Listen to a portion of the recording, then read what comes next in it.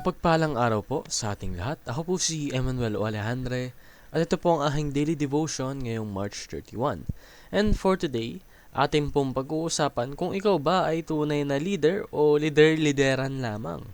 This relates to the topic of being an elder, in which we will use Acts chapter 20 verse 28 to further our knowledge, which states that keep watch over yourselves and all the flock of which the Holy Spirit has made you overseers. Be shepherds of the church of God which He bought with His own blood. Sa Tagalog, ingatan ninyo ang inyong sarili at ang buong kawan.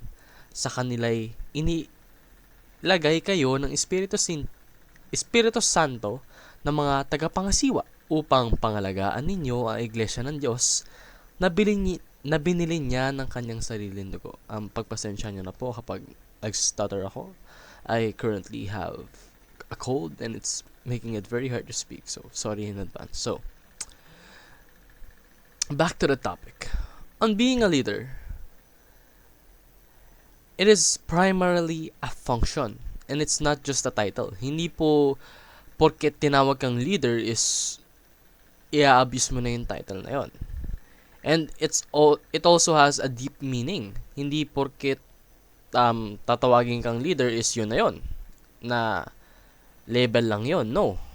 Being a leader is serving those around you. Because it is primarily about morality, no? And it's not just skills. Hindi porket magaling kang mamahala ng isang grupo ng tao is good leader ka na. Kasi maaaring hindi mo sila tinatrato ng tama. Maaaring yung mga inatasan sa'yo na tao ay minamaltrato mo. That makes you a bad leader even though you're skillful. So you should always maintain your morality in order to become a good leader.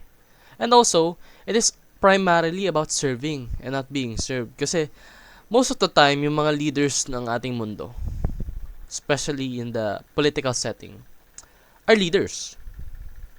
But they use that position in order to get ahead of others, to exude their power over those that have no position and are forced to do their bidding. You should not be that type of leader, no? You should lead according to your own God-given capacity.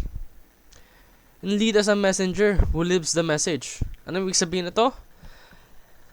Mabuhay ka bilang tagapalaganap ng message ng Panginoon, na kung saan ikaw rin dapat ay sinasabuhay mo yung message ng ating God, no? And if you aren't a leader, you should be. You should lead a small group in your church or community and do your best to serve them, to help them realize the true meaning of the Word of God so that they will be closer to our Christ. Yun lamang po ang aking daily devotion. Maraming salamat sa pakikinig. Pagpalain po tayong lahat and let us all give glory to God.